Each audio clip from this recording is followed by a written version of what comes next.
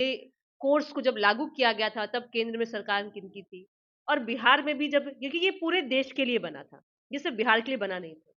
और अब के समय में केंद्र की बनाई गई योजना को केंद्र ही के लोगों ने सर्वोच्च न्यायालय में जाकर करके इसको गलत साबित कर करके अब जो छात्र इनका लाभ उठा, देखिए केंद्र की सरकार जो कि आज हम लोग 2024 में है, आज से 10 वर्ष पूर्व जब केंद्र में भाजपा की सत्ता आने के लिए थी, उन्होंने कई लुभावने वादे किए थे, खासकर युवा वर्ग से। और क्या लगता है आपको, ब्रिज कोर्स करा देना चाहिए, गजट में शामिल करवा दिया जाना चाहिए, या इस सरकार से उम्मीद नहीं? देखिए, उम्मीद तो नहीं है सरकार से है, लेकिन जो छलावा देश की जनता के साथ में उस समय जुमला के रूप में हुआ, वो अब भी हो रहा है। ये देश की जनता को और युवा को तय करना होगा कि नौकरी छीनने वाले के साथ जाना है कि नौकरी देने वाले के साथ। एक तरफ बिहार की सरकार, जिसने लगातार अपने युवाओं को रोजगार देने के लिए, देखिए लेकिन जो अभ्यर्थियों की मांग है, इसके लिए भी केंद्र की सरकार को सोचना होगा और केंद्र की नीति दिखाती है कहां सरकार की लापरवाही हो जा रही है या आयोग की कमियां दिख रही है जिसकी वजह से छात्र ऐसे परेशान हो रहे हैं? देखिए, जिन भी परीक्षाओं का आपने जिक्र किया है, वो सारी परीक्षाएं बिहार सरकार डायरेक्ट नहीं लेती है, ये आयोग के द्वारा लिया जाता है। निश्चित तौर पे जो गलतियां हुई हैं, माननीय मुख्यमंत्री जी ने खुद ही हस्तक्षेप करते हुए कई बार चेतावनी दी है। और उन परीक्षाओं को देखिए, छलावा तब होता कि जब हम कहते कि चोरी भी सिनाजोरी भी। हमने नमस्कार, मैं मनीष और आप देख रहे हैं मीडिया दर्शन। सुप्रीम कोर्ट के एक फैसले के बाद 14 लाख अभ्यर्थी सड़क पे आ गए। मैं इसलिए इस बात को कह रहा हूं क्योंकि सुप्रीम कोर्ट ने यह फैसला लिया है कि एनआईओएस से डीएलईडी किए हुए अभ्यर्थी का जो 18 महीने का कोर्स है वो अमान्य है। अब छात्रों का कहना है कि केंद्र सरकार गजट में शामिल करे या फिर ब्रिज कोर्स करा दे ताकि हम लोग का यह कोर्स जो है वो मान्य हो सके और हम लोग किसी भी शिक्षक भर्ती प्रक्रिया में शामिल हो सकेंगे। इसी मुद्दे पे बात करने के लिए हमारे साथ मौजूद हैं जेडीयू के प्रदेश प्रवक्ता अनुप्रिया जी। अनुप्रिया जी, 14 लाख अभ्यर्थी जो है सुप्रीम कोर्ट के एक फैसले से सड़क पे आ गए हैं। उनका कहना है गजट में शामिल अगर केंद्र सरकार कर देती है या ब्रिज कोर्स करा देती है तो हम लोग शिक्षक भर्ती प्रक्रिया में एप्लीकेबल हो पाएंगे। क्या कहेंगे आप? देखिए, माननीय सर्वोच्च न्यायालय का जो फैसला हुआ है, निश्चित तौर पे युवा वर्ग के लिए, अभ्यर्थियों के लिए यह दुखद है। लेकिन आप पूरी प्रक्रिया को जहां देखेंगे, एनआईएल की बात आप कर रहे हैं, उस समय में जिस ये कोर्स को जब लागू किया गया था तब केंद्र में सरकार किनकी थी और बिहार में भी जब, क्योंकि ये पूरे देश के लिए बना था, ये सिर्फ बिहार के लिए बना नहीं था। और अब के समय में केंद्र की बनाई गई योजना को केंद्र ही के लोगों ने सर्वोच्च न्यायालय में जाकर करके इसको गलत साबित कर करके अब जो छात्र इनका लाभ उठा चुके थे, जिनकी उम्मीदें जाग चुकी थी कि उनके घर में भी अब कोई रोजगार वाला होगा, जिसको भी रोजगार मिलेगा और अपने परिवार को चला पाएगा, अब उनकी जीवन की नैया जो है बीच मझधार फंस गई है।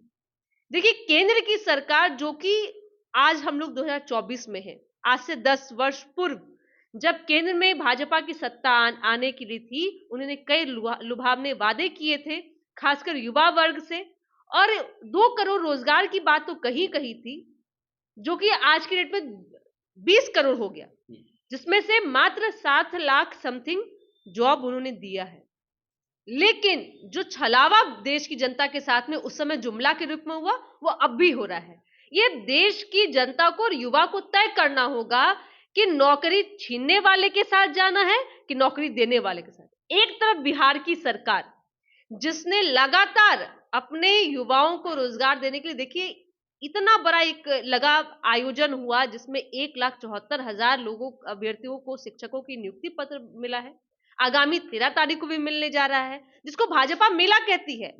देखिए, उनके लिए युवा का भविष्य जहां सुदृढ़ हो रहा है, जहां उनको नौकरी मिली, उसके उनके लिए वो मेला है। लेकिन उस पूरे देश के मेला में जो आम आवाम को बेरोजगारी के दौर में भटकने को मजबूर कर रही है, उसको वो मेला नहीं कहते हैं। तो ये बिहार के और तमाम युवाओं को यह सोचना होगा कि 2024 में फिर से वह गलती नहीं करें।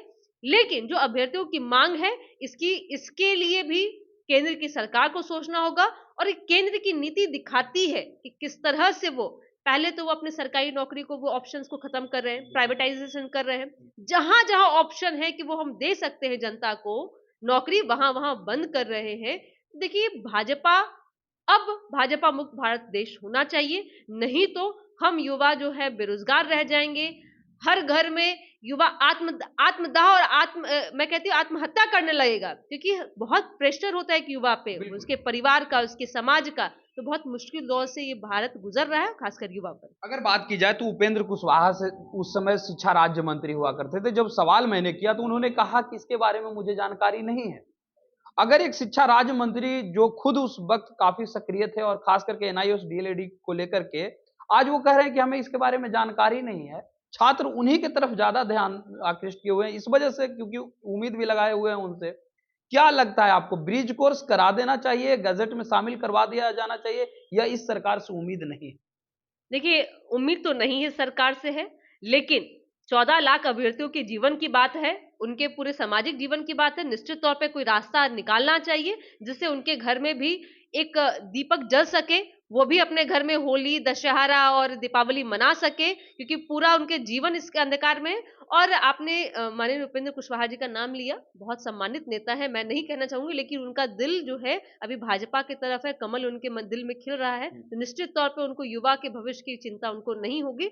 और भारत की भी जनता को मुझे लगता है कि अब तय कर लेना चाहिए कि 2024 के लोकसभा चुनाव में कि इनसे सत्ता छीने, तभी उनका जो मांग है वो पूरा हो पाएगा। अगर बात की जाए केंद्र सरकार के लेकर के, आपने कहा है कि नौकरियां नहीं दे रही, युवाओं को छलने का प्रयास किया जा रहा है। आपकी भी सरकार कहीं ना कहीं युवाओं के साथ धोखा कर रही है। मैं इसलिए बोल रहा हूं क्योंकि चाहे वो सीएसबी का हो, बीपीएससी का मामला हो, या फिर बीएसएससी का मामला हो, बिहार सिपाही भर्ती प्रक्रिया का मामला हो, हर परीक्षाओं में अभ्यर्थी एग्जाम दे करके बाहर आ रहे हैं तो पता चल रहा है पेपर लीक हो गया। अक्टूबर महीने में सिपाही भर्ती प्रक्रिया का परीक्षा हुआ, पेपर लीक हो गए, कैंसिल कर दिया गया, अभी तक उसका तारीख नहीं घोषित किया गया है। इधर दरोगा भर्ती प्रक्रिया का पेपर लीक हो गया। कहां सरकार की लापरवाही हो जा रही है या आयोग की कमियां दिख रही है जिसकी वजह से छात्र ऐसे परेशान हो रहे हैं? देखिए, जिन भी परीक्षाओं का आपने ज़िक्र किया है, वो सारी परीक्षाएँ बिहार सरकार डायरेक्ट नहीं लेती है। ये आयोग के द्वारा लिया जाता है। निश्चित तौर पे जो गलतियाँ हुई हैं, माननीय मुख्यमंत्री जी ने खुद ही हस्तक्षेप करते हुए कई बार चेतावनी दी है। और उन परीक्षाओं को देखिए, छलावा तब होता कि जब हम कहते कि चोरी भी सिनाजोरी भी। हमने हमने जाना कि जहाँ गलतियाँ हुई हैं, मुख्यमंत्री जी ने हस्तक्षेप किया और उन परीक्षाओं को रद्द भी कराया। निश्चित तौर पे जो परीक्षा होती है उसकी पूरी प्रक्रिया होती है, पूरी उसकी एक सिस्टम तैयार किया जाता है, कई आर्थिक बल भी लगता है, वो आर्थिक नुकसान हमारा है सरकार का। क्योंकि सरकार पैसा देती है, ज़रूर आयोग रन करती है, लेकिन सरकार पैसा देती है तो सरकार का नुकसान है। लेकिन एक एग्ज़ामिनेशन लेने का एक सिस्टम होता है, प्रश्न तैयार भी करना होता है, तो ये एक समय लगता है। तो मुझे लगता है कि जितनी भी गलतियाँ हुई हैं, ये छल बिल्कुल भी नहीं है। अगर छल होता तो हम आज की डेट में सिर्फ शिक्षकों की भर्ती 3 लाख समथिंग नहीं कर रहे होते। हमने स्वास्थ्य विभाग में आप देखिए कि कई कई विभागों में से वहाँ भी अब बहाली आने जा रही है। पुलिस बल की भी बहाली हुई है। तो लगातार बिहार में युवाओं के लिए रोज़गार है। युवाओं को स्वावलंबी बनाने के लिए यहाँ सरकार अधिकृत है और यहाँ काम भी कर रही है, क्योंकि हमारी बिहार की सरकार जो है न्याय के साथ विकास करती है। न्याय ज़रूर होता है, अन्याय नहीं होता है। और जो भी इसमें दोषी होते हैं, उनको भी मुख्यमंत्री जी के आदेश पे या उनके संज्ञान में आने से उनको भी उनके पद से मुक्त किया जाता है। आखिरी सवाल मेरा, आपने कहा कि युवाओं को रोजगार लगातार दिया जा रहा है और बिहार सरकार जो है जितना भरसक प्रयास होता है करती है, और आयोग को भी कहीं ना कहीं शिकंजे में कस के रखती है और जो भी गलत होते हैं उसको रोकने का प्रयास करते हैं। लेकिन मेरा सवाल यह है कि लगातार अभ्यर्थी का कहना है कि किसी भी भर्ती प्रक्रिया का परीक्षा हम लोग देते हैं तो हम लोग को क्वेश्चन पेपर मिलता है, लेकिन दरोगा भर्ती प्रक्रिया का क्वेश्चन पेपर भी हम लोग को नहीं मिलता है, कार्बन कॉपी भी हम लोग को नहीं मिलता है। इसके बावजूद पेपर लीक आखिर हो कैसे जाते हैं? इससे पहले की भी दरोगा भर्ती प्रक्रिया का पेपर लीक हो गया, ज्वाइन भी लोग कर लिए, उससे पहले भी जो भर्ती प्रक्रिया उसमें भी लोग ज्वाइन कर लिए। तो लगातार पेपर लीक हो रहे हैं और लोग ज्वाइन करते जा रहे हैं, तो कहीं ना कहीं भ्रष्टाचार का एक बड़ा खेल तो नहीं होता इसमें? देखिए, ऐसी घटनाओं से भारत का कोई भी राज्य अछूता नहीं है। अगर मैं गलत हूँ तो मुझे आप सुधारिएगा। जहाँ पे डबल इंजन की सरकार भी है, जहाँ पे तो सरकार लाठियाँ बरसा रही है विरोध में, आप उत्तर प्रदेश में देख लीजिए। लेकिन मैं फिर कहूँगी, बिहार में अन्याय नहीं होता है, न्याय के साथ विकास होता है। और जो भी गलत होते हैं, उन गलत कार्रवाई पे भी हम रोकथाम करते हैं। लेकिन कुछ उदंड व्यक्ति है, जब कानून है तो कानून का उल्लंघन करने वाले भी है, लेकिन यहाँ बख्शा नहीं जाता है। आप जब भी देखेंगे, जब भी बड़ी कार्रवाई होती है, कोई भी हो इसके पीछे, चाहे वो कोई किसी भी घराने से आता हो, किसी भी दल से आता हो, उन पे कार्रवाई होती है और सलाखों के पीछे होते हैं। हम यहाँ पे किसी गलत व्यक्ति के घर पे बुलडोजर नहीं चलता है। यहाँ जो गलत है उसको सलाखों के पीछे डालते हैं। यहाँ धर्म और जाति के नाम पे यहाँ कार्रवाई नहीं होती। बीपीएससी का पेपर लीक हुआ, उसमें भी आपने कहा कि जो एक व्यक्ति को सिर्फ निलंबित किया गया। अभी सीएसबीसी के चेयरमैन एसके सिंघल को निलंबित, क्या किसी एक को पद से हटा देने से लगता है कि भ्रष्टाचार कम जाएगा, जो आप कह रहे हैं? देखिए, जिनकी जिम्मेदारी है वो अपनी जिम्मेदारी से, अगर उनकी त्रुटियां, उनकी गलती निश्चित तौर पे पता लगा होगा तभी उनको हटाया गया होगा। और भ्रष्टाचार रोकना तो सरकार का ही काम है। सरकार अगर आप कहें कि कार्रवाई नहीं करे तो फिर गलत है, लेकिन कार्रवाई करने से कम उस महखाने में जितने भी ऊपर या नीचे में कार्यरत कर्मचारी हैं, जो भी संलग्न होंगे, सबकी जांच होकर पुष्टि की जाएगी, उनको भी सजा दिया जाएगा। लेकिन इससे यह होता है कि सभी को अपने कर्तव्य का ज्ञान होता है और कोई भी अपने कुर्सी पे रह के गलत कार्य करने के लिए प्रेरित नहीं होते हैं। ये थे हमारे साथ जेडीयू के प्रदेश प्रवक्ता अनुप्रिया, जिन्होंने सीधे तौर पे कहा कि एनआईओएस से डीएलईडी किए हुए अभ्यर्थियों के लिए केंद्र सरकार गजट में शामिल करे उनके कोर्स को, नहीं तो ब्रिज कोर्स कराया जाए।